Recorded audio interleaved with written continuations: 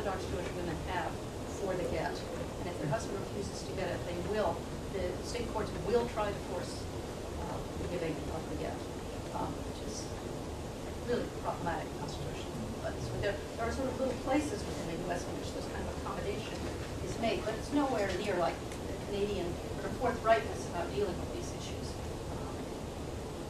For example, in divorce, I mean, in Islam, you're supposed to be able to say a few words in divorce. That would be considered in the U.S. a completely private matter. Completely private. Whether you do that or not, that's completely private. In order to get divorced, you have to be divorced by the state. Religion's irrelevant. Formalism. Is that what you were asking? Yeah, that's one. And the other one, I wanted you could elaborate how the Indian priests in southern India are helping develop this development and so on. And they are foot soldiers in there. Yeah, this is a really long and complicated story and really interesting. But what you, and I'm certainly no expert, this is, a billion people in India, so there's a lot going on there religiously too. What Pressler says is that in the administration of temples in southern India, that over time, both under the British administration and under the post-independence India, these temples came under various government bureaucratic administrations having to do with tax, having to do with land management, and then now are under this charitable endowment piece of the Indian government. And what the inspectors do, whether they're British inspectors or the Indian inspectors, they come and they say, you've got to get this place a little more tidied up. Is that guy who's teaching Sanskrit, does he have a degree? No. Does he know Sanskrit? Maybe. Okay, you've got to start having rules. We want to see that everybody who works in all these jobs has their qualifications.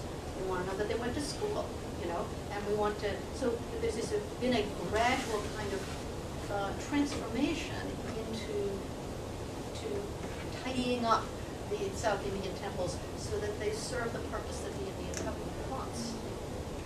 Does that make sense? I don't, yes. If there's someone here who knows more about South Indian, I am happy to be corrected. I understand the thrust from your other book, The Impossibility of Religious Freedom, and the grade markers in Boca Raton, how that's restricted. But I want to know if there's a shift now in tone from what you're doing here. In other words, the patients who need spiritual care, are they benefiting from this as a whole, whatever you found in your research? Because instead of it being an impossibility of religious freedom, it seems to be more accessible. Since I don't know all of your research, is the shift better for the patients? In other words, if anybody's coming into this particular environment, are their needs being met more, and therefore it would be almost like a different shift from the tone in this book.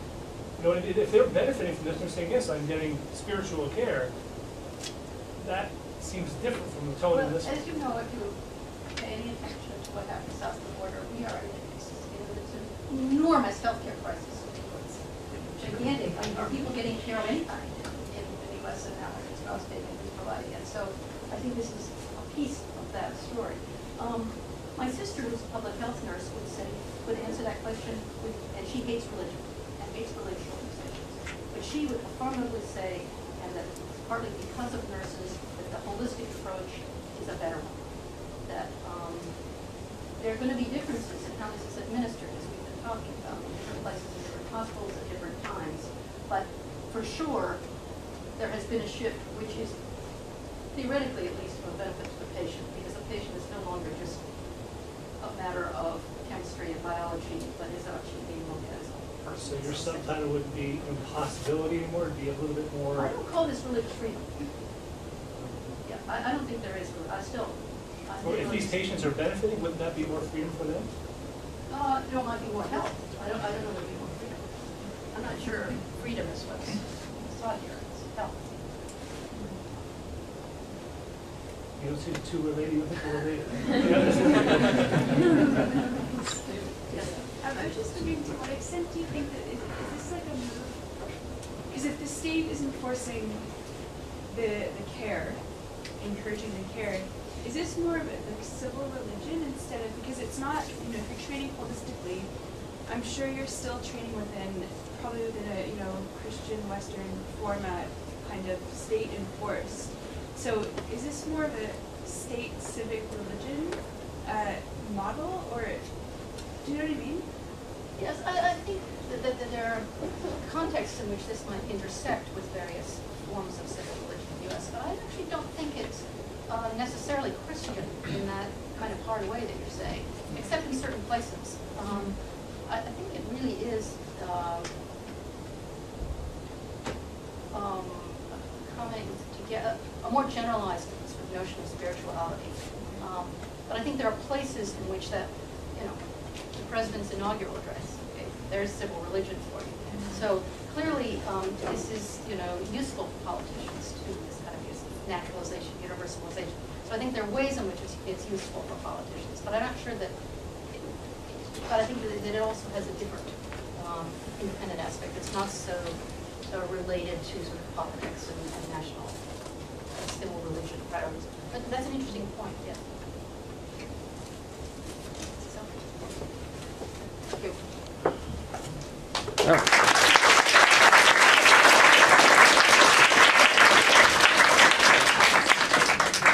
It's a great pleasure to have you back at the University of Ottawa, and as always, now my mind is reeling, and I'm thinking I have to write a little bit about this.